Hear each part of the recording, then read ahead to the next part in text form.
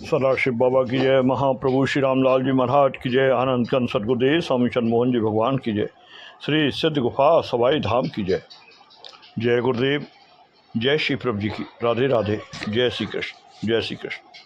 श्री महाप्रभु जी हरिद्वार कुंभ मेले में, श्री महाप्रभु जी हरिद्वार कुंभ मेले में, हरिद्वार कुंभ मेला के श्री सिद्ध गुफा सवाई आश्रम के शिविर में, जहां हमारे आपके आराध्य देव श्री सदगुरुदेव जी महाराज सशरीर विराजमान थे।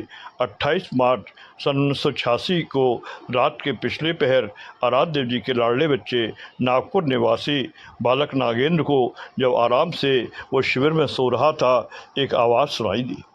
उसने स्पष्ट सुनाई दिया कि कोई महापुरुष कह रहे हैं कि क्यों रे, हम तो तुम लोगों के लिए कुंभ मेला क्षेत्र में नेपाल हिमालय से आए हैं। तो इस पवित्र क्षेत्र में जहाँ योग साधना, मंत्र जाप, ध्यान, भजन, समाधि करना चाहिए, मस्ती से सो रहा है। बालक नागेंद्र उठकर बैठ गया एवं विचार कर सोचने लगा, आखिर ये आवाज़ किस महापुरुष की आ रही है। बड़ी देर तक वो सोचता, विचारता और देखता रहा, पर उसे कुछ भी दिखलाई नहीं दिया कि आवाज़ किसकी और कहाँ से आ रही है। हार मानकर वह पुनः सो गया और सोते सोते मंत्र जाप करना आरंभ किया। उसे ज्यों ही फिर हल्की नींद लगी, उसे वही आवाज़ फिर सुनाई दी। वह फिर उठकर बैठ गया एवं विचार करने लगा, आखिरकार आवाज़ बिल्कुल करीब से ही आ रही है। आवाज़ लगाने वाले महापुरुष हमें दिखलाई क्यों नहीं दे रहे हैं। काफ़ी देर तक वह इन्हीं विचारों में उलझा रहा, परंतु उसे कोई ज्ञान नहीं हो पाया, उसे कोई ज्ञान नहीं हो सका। इसके बाद पुनः वह सोकर मंत्र जाप करने लगा। गहरी नींद में सो गया। दूसरे दिन उसके मन में यह विचार आने लगे, विचार अनेक बार आए कि मेरा कौन सा दुर्भाग्य है कि आवाज़ देने वाले महापुरुष हमें दर्शन नहीं दे रहे हैं। उसने मन में पक्का विचार कर लिया कि दर्शन देना और न देना तो उनकी मर्जी पर निर्भर करता है, परंतु आज से हम उनकी आज्ञाओं का पालन करने का प्रयत्न करेंगे। उसने प्रण किया कि हम जब तक कुंभ क्षेत्र में रहेंगे, रात जागरण करके अपना स्वाध्याय करेंगे। दूसरे दिन अर्थात 29 मार्च सन 1986 को जब वो रात जागरण कर अपना स्वाध्याय कर रहा था, रात के पिछले पहर उसे नींद की झपकी का आभास हुआ। उसी समय उसे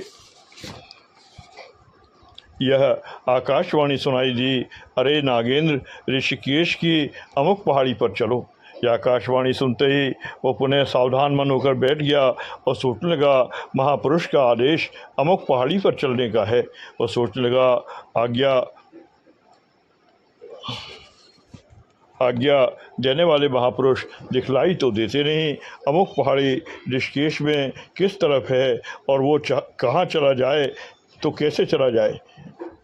इसके पश्चात उसने अपने मन में यह पक्का विचार कर लिया कि जब महापुरुष की स्पष्ट आज्ञा है कि अमुक पहाड़ी पर चलो, तो फिर हमें इसमें सोचने विचारने की आवश्यकता ही क्या है।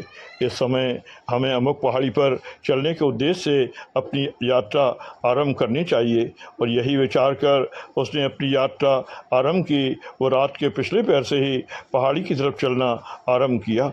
चलता ही गया। रास्ते में पहाड़ों पर वो कई आदमियों से पूछता, अमुक पहाड़ी कहाँ पर है, तो प्रत्येक आदमी ये बतलाता कि आगे है। अतः वो पक्के विचार वाले मन का सहारा लेकर आगे बढ़ता ही गया। वह लोगों से पूछ कर पहाड़ों की तरफ आगे बढ़ता चला जा रहा था, परंतु वो पहाड़ी मिलने का नाम न लेती। रात के करीब 9-10 बजे के बीच वह बिल्कुल थक कर बैठ गया और थके हुए निराश मन से यह सोचने लगा कि अब तो शरीर से बिल्कुल ही नहीं चला जाता, पता नहीं अमुक पहाड़ी मिलेगी या नहीं। वो अभी ये विचार कर ही रहा था कि उसने देखा कि एक महापुरुष महापुरुष बड़ी ही तेज़ी से उसकी तरफ आ रहे हैं। नागेंद्र के बिल्कुल करीब आकर वे महापुरुष खड़े हो गए। उन्होंने अपनी दयामयी आँखों से नागेंद्र को देखा। श्री नागेंद्र ने भी उन महापुरुष का दर्शन किया।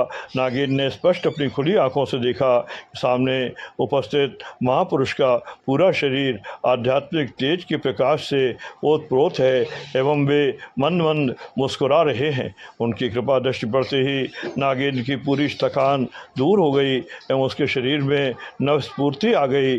उसने खूब अच्छी प्रकार से उन महापुरुष को जान एवं पहचान लिया। क्या आप जानते हैं कि वे महापुरुष कौन थे? ये महापुरुष थे और अब भी हैं हमारे आपके प्राणी मात्र के भाग्य विधाता, अकारण दयालु, परम योग योगेश्वर सिद्धेश्वर श्री रामलाल जी महाराज, जो हमारे आपके दादा गुरुदेव के नाम से जाने जाते हैं। अतः वो तत्काल अपने स्थान से उठा, उनके पास जाकर उनके चरणों में साष्टांग दंडवत प्रणाम किया। श्री मुख ने उन्हें आशीर्वाद देकर प्रश्न किया, क्यों रे तू आ गया, क्यों रे तू आ गया? श्री मुख के आदेश में बालक नागेंद्र ने हाथ जोड़कर उत्तर दिया, हाँ प्रभु जी, मैं आ गया। इसके बाद श्री मुख ने कहा